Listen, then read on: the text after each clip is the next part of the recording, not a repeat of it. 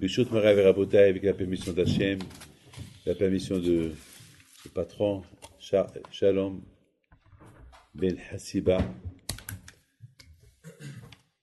et aussi ce cours de Torah Nishmat, notre ami qui est décédé, Eliyahu Ben Simcha Ben David, Shti Nishmato Began Eden, Yoshua Yosef Ben Hassiba.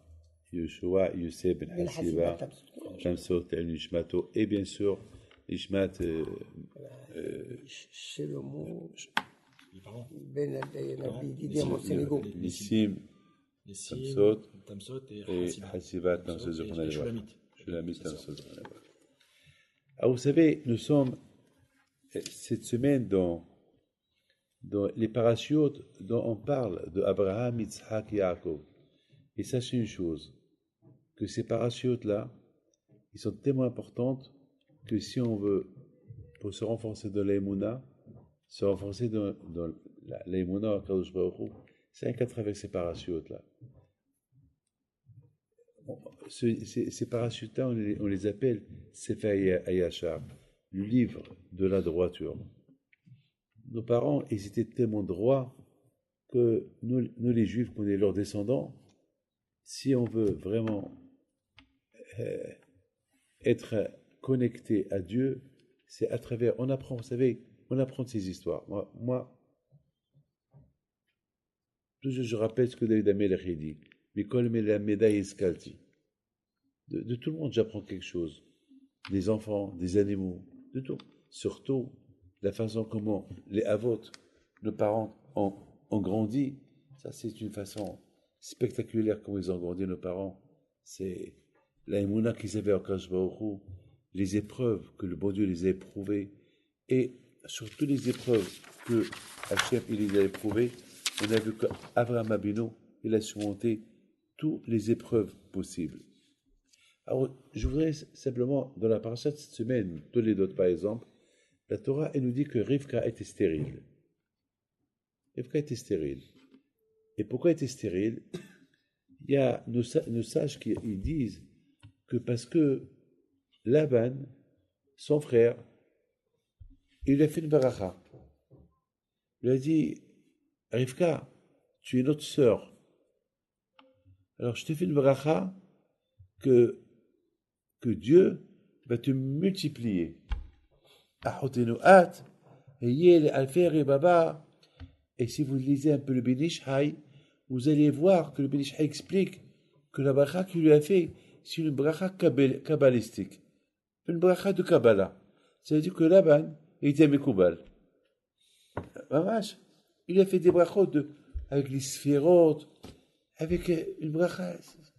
À l'époque, il lui a dit, tu es notre sœur, mais avec maintenant, une fois que tu quittes cette maison, tu n'es plus notre sœur. Non. Nos routes vont se séparer. Toi, tu vas être avec la Kedusha, nous, c'est du côté de la Touma. Alors, mais je dois pardonner, j'ai rien compris. Laban, il admet que sa sœur, elle va aller vers la côté de la Kedusha. Et lui dit, moi, j'ai changé mon chemin. Mon chemin, nous, c'est le côté de la Touma. Mais ce Laban, si c'est quoi la Kedusha, ici c'est quoi la Touma, pourquoi il a choisi la Touma? Il sait très bien que la Kedusha, c'est la bonne route. Vous avez compris? C'est la bonne route. Pourquoi il a choisi? Attends, j'ai rien compris. Bémet. Il dit, tu es notre sœur. Mais avec maintenant. Mais à partir d'une fois que tu nous quittes et tu te maries avec Yitzhak, c'est fini. Le chemin, ils sont séparés parce que nous, on est du côté de la Touma. Si moi, David Pito, je sais que je suis dans l'erreur, pourquoi je vais rester dans l'erreur? Si je sais le bien et le mal, mais je dois être bête, je dois être fou alors. Je dois être fou de dire, d'admettre moi-même, je sais que toi, tu es dans le bien et moi, je suis dans l'erreur. Alors, puisque tu le dis, tu l'admets, alors pourquoi tu es dans l'erreur? Alors toi aussi, rentre dans le bien. Ça, c'est la question que je me suis posée. C'est une question que je me suis posée. Il lui dit, parce qu'il y a une question qui se pose. Est-ce qu'un jour, vous, Vous avez une sœur?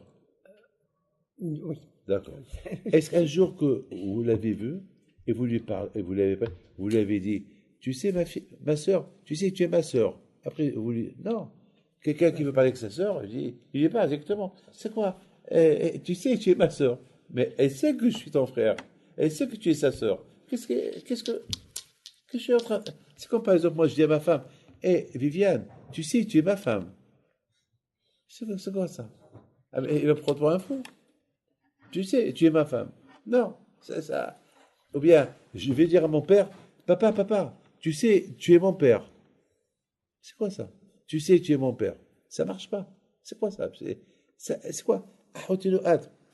Mais la réponse, c'est ce que je viens de vous dire. Laban, il a voulu lui dire, maintenant. Maintenant. Maintenant, tu es ma sœur. Mais dès que tu quittes cette maison, tu n'es plus ma sœur. Vous avez compris? C'est la raison pourquoi il lui a dit, maintenant tu es ma sœur. Mais une fois que tu quittes, tu n'es plus ma sœur. C'est-à-dire que demain, je ne vais plus te dire ma sœur. C'est fini. Pourquoi? Parce que toi, tu es le côté d'Akdoucha, moi, je suis le côté de la Touma. Alors, on a posé une question. Puisqu'il sait, pourquoi il choisit la Touma? Pourquoi? Vous savez, il faut savoir une chose. Alors, jusqu'à maintenant, vous avez bien compris, mais maintenant, moi, Maintenant, la paracha de cette semaine, on laisse cette question de côté. Maintenant, après, je raconte une belle histoire. Oh là là. Vous savez, Rabbi Haim Pita est très fort. Moi, je veux le dire. Ces derniers temps, là, je découvre des histoires sur lui. Je sais pas. C'est cool. Lorsqu'on choisit un chemin, c'est pour ça, lorsqu'on a des problèmes, on entend une histoire, ça nous renforce davantage avec Akadosh Baruch Hu. Donc, la question que j'ai eue sur la passage de la semaine, pourquoi Rivka était stérile? Vous savez pourquoi? Parce que Laban, il a béni Rivka. Il lui a dit à Rivka, tu auras beaucoup des enfants. Vira Sha'ar et Sha'ar Oevav. Et tu auras beaucoup des enfants et tu vas te multiplier. Alors, je sais qu'est-ce qu'il a fait? Il a dit, si mettons, je lui donne les enfants à Rivka, les gens, qu'est-ce qu'ils vont dire? Les gens vont dire que c'est grâce à la bracha de Laban. Grâce à la bracha elle a eu des enfants. Et si les gens vont dire, grâce à Laban, elle a eu des enfants, donc on sait très bien que Laban c'était un rachat, et les enfants qui vont sortir, les gens ils vont dire, c'est la bracha de Laban, à Arami, quelle descendance, Alors quand il a fait, pendant 20 ans, elle n'a pas d'enfant. 20 ans. 20 ans. Pas d'enfant. C'est ça que le monde a oublié que maintenant, ils ont vu Rivka et Yitzhak en train de prier à Kadosh Baruch Hu, et là, il leur a donné un enfant après 20 ans. Mais vous avez bien compris que pourquoi Hachem ne leur a pas donné un enfant? Pourquoi? Pour ne pas qu'ils disent c'est à cause d'Abacha. Mais on s'en fout. Mais alors que les gens ils disent que c'est à cause d'Abraha. Azma. Où est le problème? Il y a un problème? Dis-moi, il y a un problème? Que les gens le disent. La Torah, elle commence par Bereshit bara Elokim. Et Moshe Rabbeinu, il a dit à Kadosh Baruch Hu, pourquoi tu commences Bereshit bara Elokim? Les gens ils vont se tromper, ils vont dire, il y a eu un Dieu qui s'appelle Bereshit, et c'est lui qui a créé Elokim. Alors, écrit, Elokim bara Bereshit. Vous savez que c'est la Kadosh Baruch Hu? Ah ben, celui qui veut se tromper, qui se trompe. Je m'en fous de lui. Après, Moshe Rabbeinu, il voulait écrire, lorsqu'Hachem lui a dit, Na'ase Adam Betsalmenu, on va créer un homme à notre image. Moshe Rabbeinu lui a dit, Hachem, si tu lui dis Na'ase Adam, ça veut dire qu'ils vont croire qu'il y a deux dieux. Parce que Na'ase, c'est pas, tu dois écrire, je vais créer un homme. Alors si on écrit Na'ase, ils vont dire, vous pouvez ouvrir un peu. Alors si vous écrivez Na'ase, donc ça veut dire qu'il y a eu des gens, il y a un monde avec Dieu qui veut créer Na'ase, on va faire un homme. Qu'est-ce qu'il répond à Hachem? Vous savez qu'est-ce qu'il répond? Eh ben, ceux qui veulent se tromper, ils se trompent. Ceux qui est aussi faux pour dire qu'il y a eu deux qui ont créé l'homme, eh ben, qui se trompent. Alors là aussi, ma question elle est grande, hein. Là aussi. Hachem, pourquoi tu as pas donné un enfant à Rivka pour ne pas que les gens disent c'est grâce à la bracha de Laban, Rivka elle a accouché. Et alors qu'ils disent, on s'en fout.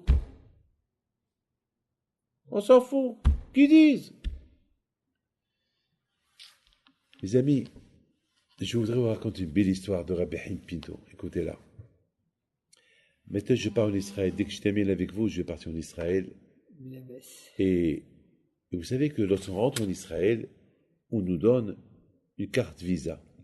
Une carte d'étiquette que la police vous donne. Et c'est vrai que je vous rappelle, voilà. Et lorsque vous quittez Israël, on vous donne aussi une carte. Bon, hein? Ouais, voilà. Knissa Yitzhak. Tu rentres, tu sors, on te donne un petit visa. Il y a la photo, le nom, la date de naissance. Bon. Il y a un jeune de Ranana, le jour de la Iloula de Rabbi Hipido dimanche matin, il s'est levé à 6 heures du matin. Il est parti au cimetière. Il s'est arrangé avec le gardien. Il a dit à 6 heures du matin, tu montes au cimetière. Bon, il a dit, il n'y a pas de problème. Il me dit, je suis parti pèleriner ton grand-père à Behipito le 26 le dimanche matin. Bon, alors, il me dit, j'ai demandé à ton grand-père à Behipito une seule chose. Je lui ai demandé, Rabbi Haim Pinto, si ça ne te dérange pas,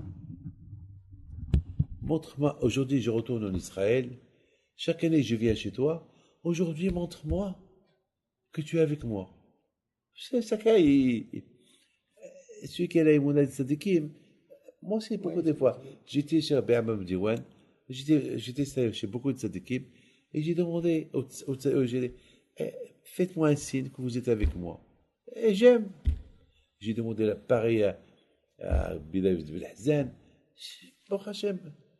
Bon, il s'est passé que j'ai alors, il dit alors, je me suis senti bien et j'ai demandé à ton grand-père qu'il me montre un signe avant que je vienne en Israël qui était avec moi. Très bien. Alors, qu'est-ce qui s'est passé? Ben, je suis parti à l'aéroport. J'arrive à l'aéroport. Là-bas, la police qui se trouve à l'aéroport, ils m'ont dit le prochain avion, c'est à 2 heures. Il y a jusqu'à maintenant, encore pendant 6 heures, il y a rien du tout. Alors, elle leur a dit, ça vous dérange pas, je rentre, bon. Il rentre. Il rentre dans la grande salle de l'aéroport, le salon. Il trouve un ticket de la sortie d'Israël au Maroc. Le ticket là de... Ticket rose. Hein? Un ticket rose. Ouais, un petit ticket rose là. Alors il a commencé à rigoler, à dire, ah ben c'est bizarre, moi je pars en Israël et je trouve un ticket Israël. Peut-être c'est le symbole que Rabbi Hippido était avec moi. Parce que j'ai demandé, montre-moi un signe avant que je parte en Israël. Voilà. Il me montre un ticket israélien qui est par terre. Après il s'est posé la question, bon, et il s'est commencé à réfléchir. Je le ramasse, je le ramasse pas, je le ramasse, je le ramasse pas. Après il s'est dit, c'est bizarre, peut-être que quelqu'un est passé maintenant. Il a dû quelqu'un il vient d'arriver, qui a perdu ce ticket, il s'est penché, il a pris. Lorsqu'il a pris, lorsqu'il m'a raconté l'histoire, il me l'a jeté sur la table. J'étais choqué. J'étais choqué. C'était ce fameux petit carton, c'est écrit là-bas, Haim Pinto, avec la photo d'un enfant. Mon fils, Yoel, qui est à côté, me dit, papa, c'est le papier de mon fils. Lorsqu'ils sont rentrés au Maroc il y a une semaine avant la Iloula, il a dû perdre le ticket à l'aéroport, le ticket de son fils. Haïm Pinto. Alors, il me dit, alors j'ai dit au monsieur, ah ben, tu as de la chance, tu as demandé à Rabbi Haïm Pinto qui te montre un signe qui est avec toi. Quel signe il pouvait t'envoyer que. Voilà, il t'a envoyé son nom à lui, son petit-fils. Et le plus, c'est qu'à l'aéroport, chaque jour, ils y nettoient 2-3 fois par jour. Et ce ticket, il est resté par terre une semaine. Personne. Ça veut dire que déjà, le bon Dieu a prévu une semaine à l'avance que ce monsieur-là il allait demander un signe, alors quel signe pouvait lui laisser pour le renforcer dans la Emouna? Un signe comme celui-là, un ticket de son petit-fils, c'est écrit Haïm Pinto, et voilà. Et en plus, il est de Anana, et lui, il est de Anana. C'est de la folie, hein? Voilà, tu es de Anana, il est de Anana, voilà, je suis avec toi. Et on habite ensemble dans la même ville. Alors j'ai demandé à un monsieur, tu as reçu un beau signe. Alors qu'est-ce que tu as fait? Il est avec toi. Alors toi, qu'est-ce que tu es maintenant? Qu'est-ce, qu'est-ce... Il dit, ben, depuis que j'ai trouvé, je me suis engagé à étudier plus. Puisque je sais, j'ai une garantie. Alors je me suis moi aussi, j'ai dit super, c'est bien. C'est bien, Jules. Bah, mes amis, pourquoi je raconte ça? Je raconte ça qu'aujourd'hui, le bon Dieu, on n'a pas aujourd'hui des prophètes pour recevoir des messages. On n'a pas des prophètes comme Yona, comme Yeremia, comme Ishaïa, tous ces prophètes-là qui sont là pour venir, pour nous donner des messages. Aujourd'hui, on voit des messages. Parce qu'aujourd'hui, ils nous parlent à travers les choses qu'on voit dans la rue. On voit quelque chose qui se passe, et si tu es intelligent, si tu as la tête sur les épaules, tu vas comprendre est-ce qu'il y a un message pour toi ou pas. Je vous donne la parole d'honneur. Et ça, je vous le dis. Combien de fois, je demande à Akash Baruch Hu des choses, et le même jour, par exemple, hier, vous savez, j'ai un petit bouchon dans une des artères, et on m'a dit, il faut l'opérer, il faut déboucher. Et hier, je recevais les gens, j'étais un peu pas mal, pas bien. J'ai dit, encore, il faut que je retourne, il faut la déboucher. J'avais un peu peur. Je n'ai pas l'habitude, ils vont m'endormir. Et je pensais, j'ai dit, Hachem, envoie-moi un message si je dois le faire ou pas. Une demi-heure. Quelqu'un qui vient, comme ça. Il rentre, hier, je recevais les gens, même que j'étais fatigué, hein. J'ai pas voulu annuler. Même la conférence, je ne l'ai pas annulée. Et j'étais vraiment fatigué. J'ai rien annulé. Voilà, une demi-heure après que j'ai demandé à Hachem, il y a un monsieur qui rentre, il s'assoit, il me dit, Rabbi David Pinto, si vous pouvez me faire une bracha, la semaine prochaine, je vais faire dans mon pied droit, j'ai un bouchon, et je vais aller je vais, pour le déboucher, je te regarde. Je te regarde. Je dis quoi? Et chez qui? Il me donne le médecin qui doit me le faire. Je le regarde. Je lui dis merci, merci. Il me dit quoi? Je lui dis merci. Je lui dis merci. Il me dit merci de quoi? Je dis ben, j'ai capté le message. Lui, il n'a rien compris. C'est moi que j'ai capté le message. Je dis ben, alors je l'ai raconté. Il dit rapide, je vous donne la parole d'honneur. C'était prévu uniquement que je vous donne une bracha sans vous dire ce que j'allais faire. En général, les gens viennent avec une bracha de bonne santé, mais ils ne me disent pas ce qu'ils veulent faire, sauf si c'est des cas graves. Et lui, il me l'a confirmé hier, qu'il ne devait pas me le dire. Et parce que j'ai demandé à Hachem un message, donne-moi un siman quelque part. Il m'a envoyé quelqu'un carrément le même jour, et il m'a dit ce que je. Alors ça m'a rassuré. Je dis, bon, parce qu'il le fait, moi aussi je le fais. Merci à Hachem. Voilà. Rabotai, la Torah, elle nous raconte des choses, de ces choses-là, un message pour nous, et combien on doit apprendre. Le message pour nous, tout à l'heure on a posé une question sur Laban. Laban, ici, c'est quoi ce qui est positif? C'est quoi ce qui est négatif? Ici, c'est quoi la Touma? Ici, c'est quoi la Kedusha? On a posé une question. Pourquoi il choisit la Touma? Pourquoi la Kedusha? Eh bien, mes amis, cette question-là, au lieu qu'on se la pose sur Laban, pourquoi on ne se la pose pas sur nous-mêmes? Nous-mêmes, dans notre vie quotidienne, on sait ce qui est bon, on sait ce qui n'est pas bon. Comme hier. Hier, un homme et sa femme, ils viennent, et sa femme, il lui dit, alors tu dis au Rav ce que tu me fais. Toi qui toujours tu viens chez le Rav, et tu donnes les dons au Rav, et tu écoutes ses cours. Mais raconte-lui ce que tu me fais. Alors il lui dit, mais attends, on n'est pas venu ici encore laver notre linge sale devant le Rav. Il dit, non, mais c'est pour ça qu'on est venu. Il faut qu'il sache ce que tu fais. Le Rav, il connaît que ton côté, ton côté gentil, donateur, ton côté bien, tu vas étudier. Mais dis-lui ce que tu me fais. Dis-lui que tu m'insultes, que tu craches sur moi, que tu me frappes. Dis-lui tout ça. Et tout le temps, tu me menaces de divorce. Mais dis-lui ça.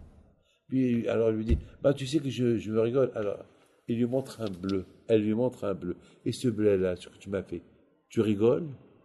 Tu jouais avec ça? J'étais choqué, je te vois, je dis, dis-moi, Paul, tu fais tout ça? Mais tu sais bien que c'est pas ma conviction. Tu sais bien que, combien, je pars de Shlom Bayit. Et beaucoup de fois, quand je pars, tu me fais comme ça. Tu bouges ta tête.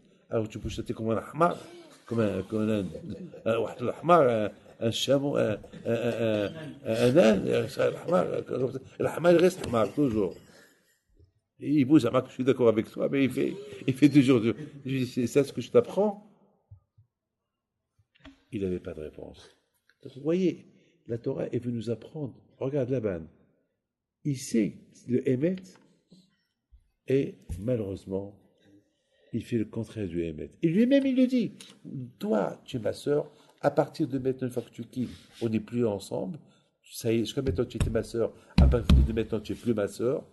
Toi, tu es du côté Kadosh. Moi, je suis du côté Thomas. On a posé la question, puisque tu admets. Alors, va. Pourquoi tu prends tête? Eh bien, la Torah veut nous apprendre que cette question-là, avant qu'on se la pose, on doit se la poser à soi-même. Est-ce que nous-mêmes, nous-mêmes, on sait ce qui est bon, nous-mêmes, on sait ce qui n'est pas bon. Et beaucoup de fois, on se comporte comme la manne. Ça veut dire que, ici, ça ne dépend pas. Je sais le bon, je sais le mal. C'est un travail que je dois faire. Vous savez, beaucoup de fois, ça nous arrive qu'on nous pose à manger, on ne veut pas manger. Et pourtant, c'est du manger. On ne veut pas manger. Pourtant, c'est bon, c'est cachère, c'est bon, super. Non, on ne veut pas manger. Pourquoi on ne veut pas manger? À savoir, peut-être c'est la faim, peut-être il n'a pas faim, à savoir, peut-être, je ne sais pas. Mes amis, la Torah veut nous apprendre. Le Sahara, combien il est fort. Le Sahara, il sait que tu sais. Le Sahara, il sait que tu sais ce que tu fais, c'est pas bon. Il le sait. Il le sait, le Sahara. Et le Sahara, il sait que toi aussi tu sais. Alors, pour lui, il est là pour te pousser à faire. Mais à toi, tu sais que c'est pas bien. Et tu sais que le Sahara, il te pousse à faire. Et tu sais que lui, il veut que tu le fais. Alors c'est ton travail. C'est ton travail personnel. C'est un grand travail à toi. Vous savez,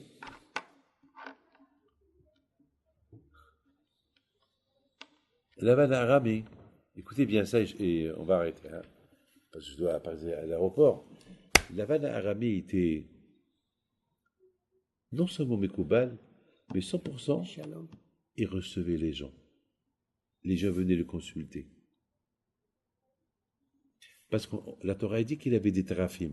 Il avait Avodazara. Il consultait toujours sa Avodazara. Toujours, il lui était un grand croyant en Dieu, mais il croyait qu'arriver à Dieu, il faut arriver à Dieu à travers des Avodazara, intermédiaires. Nous, on n'a pas le droit. On n'a pas le droit de faire des intermédiaires entre nous et Dieu. On doit aller direct avec le bon Dieu. Direct, je veux quelque chose. Hachem, donne-moi. Aime ton Dieu. Hachem, il n'est pas qu'on passe à travers, lorsqu'on va appeler les tzadikim, on ne dit pas aux tzadikim, on ne prie pas pour. Non, on dit aux tzadikim, Bisrout, ce que vous avez fait, Akadosh Baruch Hu, il nous donne. Oh, je t'en prie, tzadik, va chez Hachem qui prie pour nous. On ne prie pas au tzadik que lui nous donne. Le tzadik lui-même, il dépend d'Hachem. On n'a pas le droit. Je me rappelle une fois, j'ai vu une femme qui disait Ya Behim Pito Atene, donne-moi. Je lui dis il est mort. Qu'est-ce qu'il va te donner? Qu'est-ce qu'il va te donner un coup. Il y avait une femme qui a dit Ya Behim Pito, j'ai mal aux dents. S'ouvre l'isnen, arrange-moi mes dents. Qu'est-ce qu'il va faire? Pourquoi c'est un dentiste? Behim Pito. Il va sortir de la tombe, il va t'arracher tes dents, mais voilà. Je lui dis c'est quoi tu. Mais non, c'est pas ça. Prie à Kadosh Baruch Hu. Bisrot Rabbi, et puis toi, Kadosh Baruch Hu, il me donne. Bisrot Rabbi Shimon Bar Bisrot Rabbi Yaakov Ben Sarah, Bisrot Kadosh Baruch Hu. Voilà, comme ça il faut prier. Laban, c'était quelqu'un, il recevait des gens. Vous avez compris? Il recevait des gens. Et c'est la raison pourquoi Kadosh, il faisait même des brachot aux gens. Il faisait des brachot, des bénédictions aux gens. Et toutes les brachot à lui, ça faisait de l'effet. Oui, messieurs. Vous savez qu'il y a beaucoup des, comment ça s'appelle, aux Indes, au Japon, je sais pas, il y a des gourous, etc., qui bénissent les gens et ils font des trucs de culte, Abodazara, vous comprenez? C'est bon, ils bénissent les gens. Vous savez, donc Laban, c'était comme ça. Étant donné que Laban, il avait cette force-là de bénédiction, dans Akash Baruch Hu, il n'a pas donné des enfants à Rivka. Pourquoi? Parce que Laban, il bénissait les autres pour avoir des enfants. Laban, il bénissait tout le monde pour avoir des enfants. Il donnait des conseils à tout le monde. Akash Baruch Hu, il s'est dit, si elle a tout de suite un enfant, alors les gens vont dire, c'est la bracha. Tout à l'heure, on a dit, on s'en fout. Non. Il te donnait, s'il ne faisait pas des brachot, s'il ne bénissait pas les gens, s'il ne recevait pas les gens, n'oubliez pas que Laban, il arrivait avec Dieu, il parlait avec Dieu. N'oubliez pas que Laban, il avait une force de Touma très forte. Très forte. Très forte. Si vous lisez Ben Ishai, ce qu'il raconte, comment Laban, il a béni sa sœur, c'est de la folie comment il a béni. Et quand je crois qu'il a vu cette bracha, il a dit, non, pendant 20 ans, il n'aura pas d'enfants. Parce que s'il a des enfants, c'est fini. Les gens vont dire que c'est lui. C'est lui, c'est sa bracha qui a fait. Donc pendant 20 ans, il n'a pas eu d'enfants. Ça s'est oublié.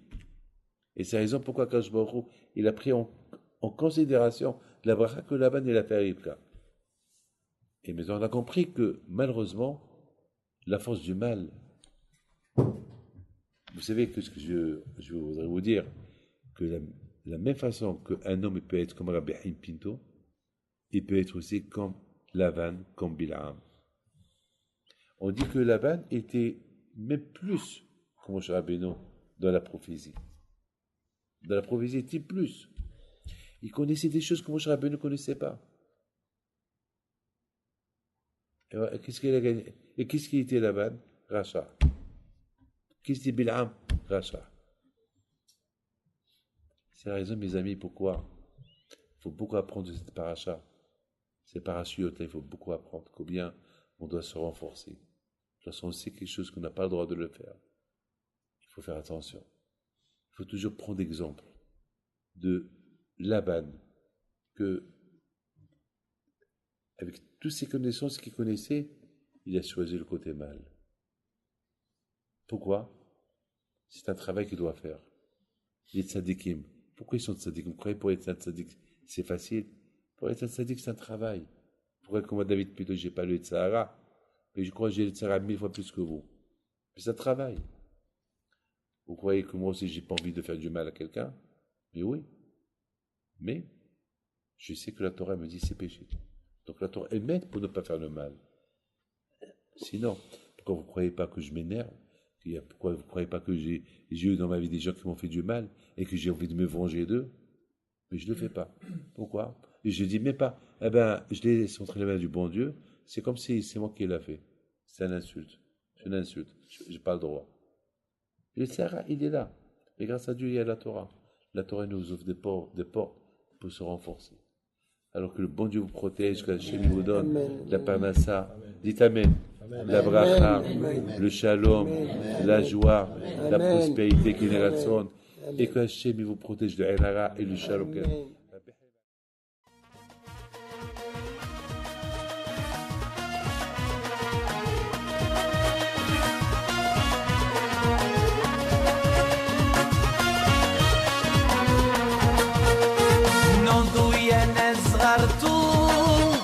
على ربيع حيم بنتو وقف لنا زي خو